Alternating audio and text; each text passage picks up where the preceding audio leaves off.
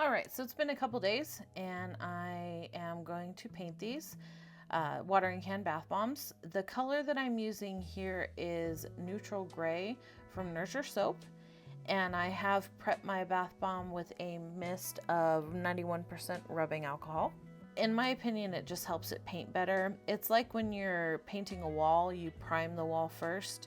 In most cases, if it's a freshly painted wall, then you definitely want to prime the wall first.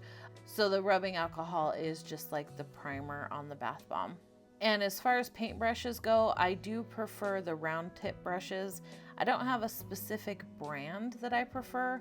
Typically when I'm out and about at a store that has some sort of art section, I'll go and see if they have any on clearance or any that are like on sale. I don't spend a whole lot of money on these brushes because they are constantly being essentially soaked in rubbing alcohol. It will dry out the bristles, so you don't want to spend a lot of money because they don't last very long. But I do prefer the round brushes. Now, when you're painting a bath bomb, you want to make sure that your brush is soaked fairly well, but not overly saturated. So you'll see I give everything a mix, and then I kind of wipe off the excess along the rim of my cup. That way it's saturated enough to where it's not pooling on the bath bomb. Remember that you're painting something that's incredibly porous with essentially a liquid, so you don't want to have it overly saturated.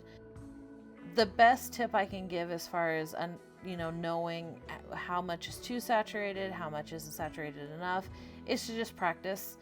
Everyone's going to be different. It may be different in a wetter climate than it is a drier climate like I live in.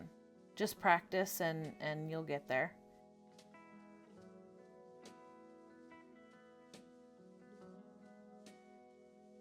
Thank you everyone for watching, and remember to take time to pamper your inner goddess. Self-care is important for every her, him, and they. If you haven't, pamper that like button, and I will see you in the next one. Bye.